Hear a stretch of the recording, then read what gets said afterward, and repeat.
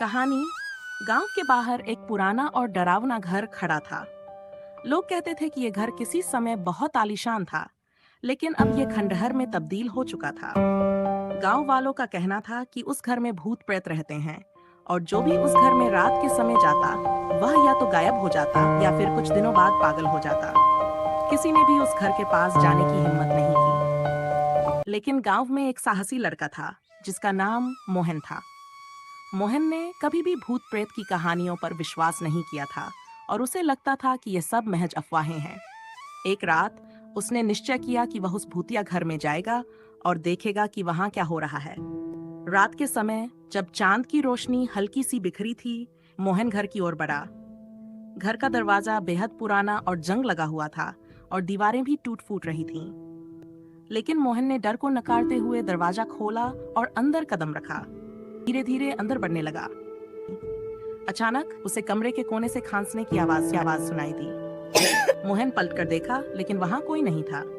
वह आगे बढ़ा और देखा कि एक कमरा पूरी तरह से बंद था। मोहन ने दरवाजा खोला और जैसे ही वह अंदर घुसा, कमरे का माहौल बिल्कुल बदल गया। वहां की हवा बहुत ठंडी और भारी थी और कमरे की दीवारों पर खून के धब्बे दिख रहे थे। अचानक कमरे के बीचों बीच एक पुरानी कुर्सी पर एक आकृति बैठी हुई थी। ये एक महिला का भूत था जिसका चेहरा बहुत डरावना था और उसकी आंखें खाली थीं। भूतनी ने मोहन की ओर घूरते हुए कहा, तुम यहाँ क्यों आए हो? अब तुम यहाँ फंस चुके हो।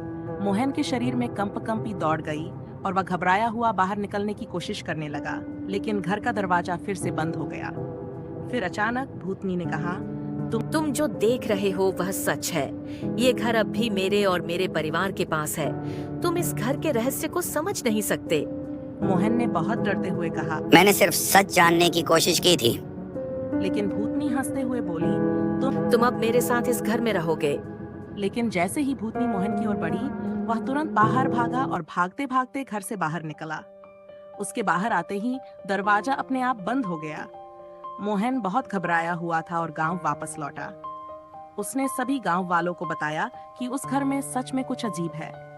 अब वह कभी भी उस घर के पास नहीं गया और गांव वाले भी उस घर से दूर रहते थे, ये जानते हुए कि उस घर का रहस्य अभी भी उजागर नहीं हुआ था। ये कहानी बच्चों को ये सिखाती है कि कभी-कभी हमें उन जगहों से दूर रहना चाहिए जहां कुछ अजीब और डरावना हो।